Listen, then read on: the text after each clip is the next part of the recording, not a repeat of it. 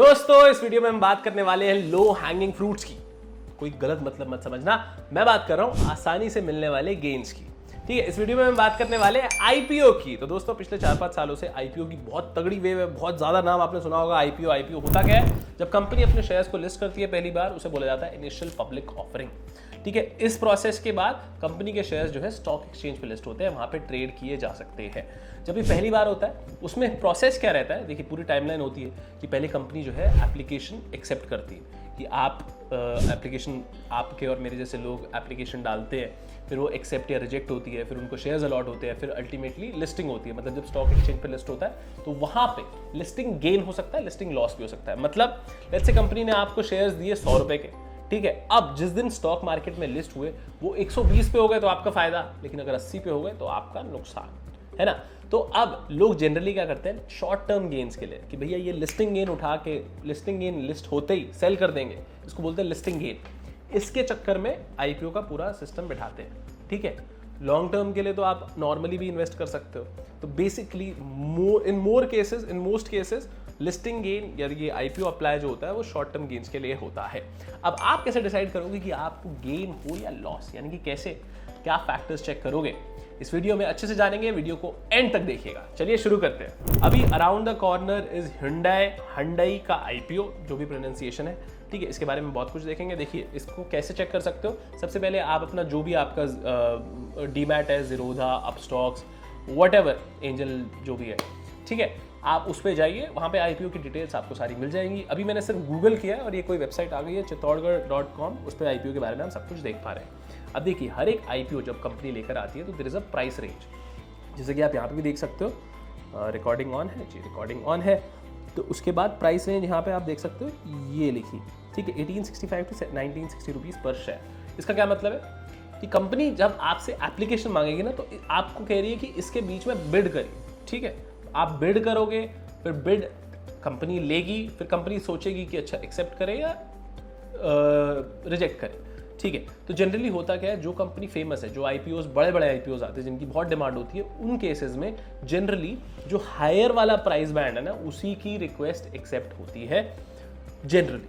ठीक है, अब यहाँ पे 1865 से लेकर 1960 तक आप कोई भी प्राइस पर बिड कर सकते हो, लेकिन इसमें मिनिमम लॉट साइज भी होता है, यानी कि हर एक एप्लीकेशन के लिए आप एक से ज़्यादा भी कर सकते हो, that is not a problem. But आपको जो ज़्यादा से ज़्यादा इन्वेस्टमेंट के लिए अप्लाई करना है वो 2 लाख रुपए करना है, क्योंकि 2 लाख रुपए से ऊपर जब आप चले जाते हो तब आप रिटेल इन्वेस्टर नहीं माने जाते, हाई नेटवर्थ इंडिविजुअल माने जाते हो। ठीक है, तो 2 लाख रुपए तक यहाँ पे मिनिमम लॉट साइज जो है 7 शेयर्स का है, क्योंकि एक लॉट का प्राइस 15,000 रुपए से ऊपर नहीं जा सकता, इसलिए 1 लॉट इज फॉर 7 शेयर्स। ठीक है, minimum amount of investment required by the retail investor is 13,720 rupees. Okay, no problem. ठीक है, यहाँ पे हम देख रहे हैं, ये आपने समझ लिया कि लॉट साइज कितना अप्लाई कर सकते हो, किस प्राइस रेंज में अप्लाई कर सकते हो। अब देखिए जनरली इट इज सजेस्टेड कि आप ना पूरा देख लो डिमांड कितनी है, क्योंकि इस आईपीओ अलॉटमेंट में ना बहुत ज़्यादा मैटर करता है कि आईपीओ की डिमांड कितनी है। अब वो आप कैसे फिगर आउट करोगे? पहले दिन तो करोगे नहीं, दूसरे दिन तो करोगे नहीं, आप थोड़ा थोड़ा देखोगे। पहले दिन आपको थोड़ा पता लगेगा कि अच्छा इतना सब्सक्राइब हुआ है, दूसरे दिन आप देखोगे अच्छा इतना सब्सक्राइब हुआ है, तीसरे दिन आपको पता लगेगा कि अच्छा ये अच्छा खासा सब्सक्राइब हो रहा है, अच्छी डिमांड है या नहीं है। उस हिसाब से आप डिसाइड कर सकते हो। तो आई वुड सजेस्ट कि आप थोड़ा रुक जाओ, 2-3 दिन शुरू में देख लो, 1-2 दिन देख लो कि कितनी डिमांड है, और फिर डिसाइड करो कि आपको आईपीओ में अप्लाई करना है या नहीं करना। और क्या क्या फैक्टर्स है, चलिए एक एक करके एक एक करके देखते हैं। सबसे पहली बात लॉट साइज हमने देख लिया। दूसरा फाइनेंशियल कंडीशन देखते हैं। फाइनेंशियल कंडीशन कैसे देखेंगे? बुक्स देखकर, बैलेंस शीट देखकर, पीएनएल देखकर, वो आप आराम से यहाँ पे देख सकते हो। ये देखो यहाँ पे बैलेंस शीट दे रखी है, इनका रेवेन्यू है जो 2022 में था 48,000 के आसपास, फिर 23 जो ईयर एंडिंग था उसमें 61 था, यानी कि बढ़ता जा रहा है हर साल। ठीक है, अब आप कहोगे 30 जून 2024, तो ये देखो 3 महीने का है, मतलब फर्स्ट क्वार्टर का है, विच इज 17,000। ओके, तो ये देख रहे हो आप धीरे धीरे बढ़ ही रहा है, तो रेवेन्यू इज गुड। अच्छा, ये एक अच्छा इंडिकेटर है कि रेवेन्यू हर साल बढ़ रहा है। ठीक है, प्रॉफिट भी देख लेते हैं, प्रॉफिट आफ्टर टैक्स। ठीक है, 2022 में इतना था, ये भी बढ़ रहा है, अगेन बहुत बढ़िया चीज़ है। ठीक है, तो प्रॉफिट भी बढ़ रहा है, बहुत बढ़िया बात है। ठीक है, ओके, हम आगे चलते हैं। देखो हमने देख लिया कि अच्छा बुक्स अच्छा है। ग्रे अभी आते हैं जीएमपी। आपने बहुत सारी बात सुनी होगी आईपीओ से रिलेटेड। जीएमपी क्या होता है? देखो कुछ नहीं करना, जीएमपी ऑफ Hyundai, ठीक है। यहां पे हम देखते हैं जीएमपी। जीएमपी यहां पे देखो, अभी आपने देखा था कि 65 to 70 रुपीज यहां पे कहीं लिखा आ रहा था कि है। जीएमपी होता क्या है? Grey market premium. बेसिकली जब लिस्टिंग होने से पहले ना ग्रे मार्केट यानी कि जो प्राइमरी मार्केट नहीं है वहां पे शेयर का प्रीमियम कितना मिल रहा है। मतलब लेट्स से कि अगर आपको जैसे हमने देखा था 1865 रुपीज़ में अगर उसका आपको अलॉटमेंट हो जाता है और आपको ग्रे मार्केट में 1960 is the higher price end, ठीक है, जो हायर प्राइस बैंड है वो 1960 रुपीज़ है ना, 1960। हाँ, जैसे अगर 1960 रुपीज़ का आपको मिल जाता है तो ग्रे मार्केट में हो सकता है, ग्रे मार्केट यानी कि ब्लैक मार्केट क्या कह रहा है, ब्लैक मार्केट नहीं ग्रे मार्केट, ठीक है। सेकेंडरी मार्केट में क्या है, आपको प्राइस मिल रहा है लेट्स से 1900 रुपये, यानी कि लॉस पे मिल रहा है। यानी कि ग्रे मार्केट कह रहा है कि भैया ये कम पे लिस्ट होगा, क्योंकि वो कम पे लेने को राजी हो रहे हैं, ठीक है, मतलब ज़्यादा डिमांड नहीं है कि, है ना। तो दूसरा, अब ये एक इंडिकेटर है कि अच्छा ग्रे मार्केट प्रोडक्ट कर रहा है तो it has some weightage. Grey market कहाँ होती है जगह जगह पर होती है, ठीक है, आपको बहुत ज़्यादा घुसने की ज़रूरत नहीं है उसमें। बट हाँ, ग्रे मार्केट प्रीमियम आप कभी भी गूगल पे डाल के किसी भी आईपीओ का चेक कर सकते हो, ठीक है।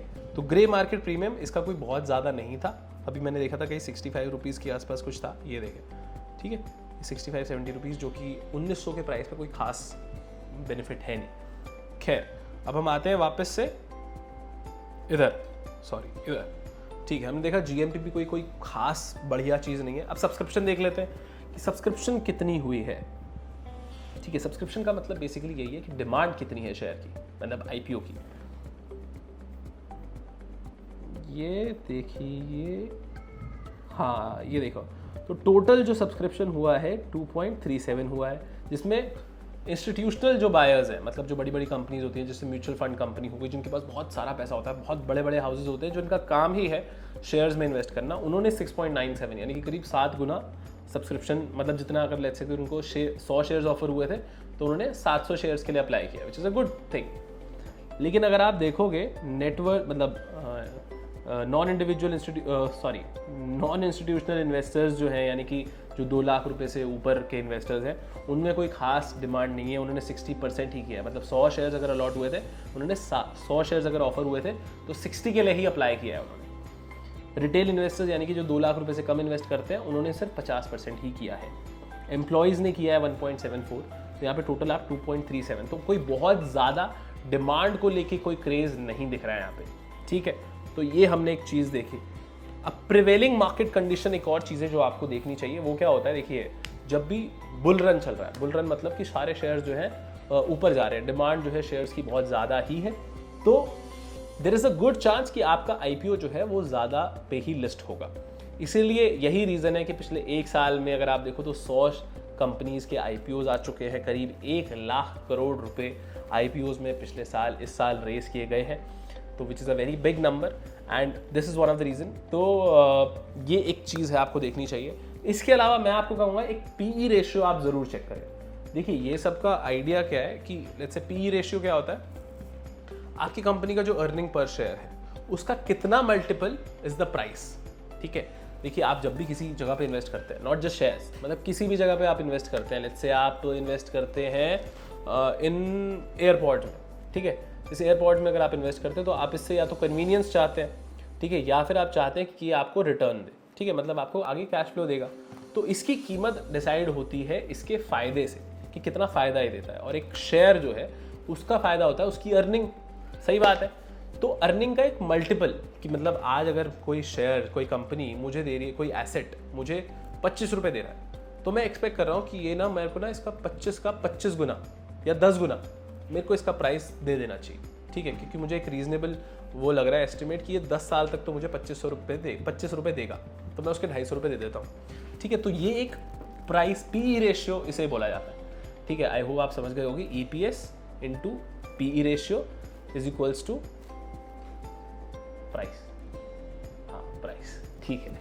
तो अब ये 25 टाइम हो सकता है, 10 टाइम्स हो सकता है। तो अगर आप देखो ना तो मोटर्स के अंदर जो ये कार मैन्युफैक्चरिंग कंपनीज हैं, इसके अंदर अगर आप देखोगे तो 26-27 के आसपास मारुति का है। मारुति जो 40% मार्केट शेयर है, इसका सबसे number highest largest car manufacturing and selling company है इंडिया की, वो 40% पे है, उसका पीई रेशियो 26 है। और although Hyundai is the second largest car manufacturer in our country, but उनका जो शेयर है वो 14% है, 40 से 14% आ जाता है, सीधा मैसिव ड्रॉप है, ठीक है। बट उनका पीई रेशियो इस आईपीओ के अंडर भी 26% है, 26 टाइम्स, विच इज नॉट, मतलब आप कैसे एक्सेप्ट करोगे कि जब इतनी बड़ी कंपनी जो इतना मार्केट शेयर एंजॉय करती है वो 26 का पीई लेकर चल रही है, और ये जो अभी आईपीओ लेकर आ रहे हैं वो आप ये कह सकते हो कि फेयरली वैल्यू है। मेरे चलो आप इतना भी अगर लेवरेज इन्हें दे दो कि भैया हम कहते हैं कि अच्छा 26 का जो पीई है मारुति है, तो आप भी ले सकते हो। बट इसके अंदर ये बात आ जाती है कि आप फिर लिस्टिंग गेन मत एक्सपेक्ट करो। लिस्टिंग गेन कब होता है? जब आप कहोगे कि यार शेयर जो है वो कम पे हमें ऑफर हो रहा है, जब लिस्ट होगा, जब मार्केट में आएगा तो उसका प्राइस बेहतर हो जाएगा, मतलब उसका प्राइस हमें ज़्यादा मिलेगा। लेकिन यहाँ पे तो ऐसा नहीं होने वाला, क्योंकि जो पी है वो 26 ही पे ही ऑफर हो रहा है, तो there is a good chance कि लिस्टिंग में आपको कोई खास फायदा नहीं होगा। और फायदा मतलब वैसे तो आज लिस्ट हो ही गया है, मैं आपको दिखाई देता हूँ कि Hyundai का शेयर किस पे लिस्ट हुआ है। लॉस पे आज करीब 1819, यानी कि 1960 से लेकर आप जो है देख रहे हो कि 140 रुपये घट के 1820 रुपये के आसपास ये प्राइस चला गया है। तो ये कुछ फैक्टर्स हैं जो आपको हर एक आईपीओ में चेक करने हैं। क्या क्या डिसीजन आपको लेने हैं मैंने आपको बता दिया, क्या क्या चीज़ें आपको चेक करनी है ज़रूर चेक करिए, और शॉर्ट टर्म गेन्स के लिए आईपीओज पर नज़र रखिए। आई होप आपको वीडियो अच्छा लगा होगा, अच्छे से सारे कॉन्सेप्ट समझ में आए होंगे। अगर कोई भी आपको डाउट है तो नीचे कमेंट में देकर आप मुझसे फटाक से पूछ सकते हो कोई भी डाउट। आई होप आपको अच्छा लगा होगा। सब्सक्राइब करना मत भूलना, क्योंकि वो मुझे मोटिवेट करता है यार, प्लीज़ सब्सक्राइब कर देना। Thank you. मैं आपसे मिलूंगा अगली वीडियो में।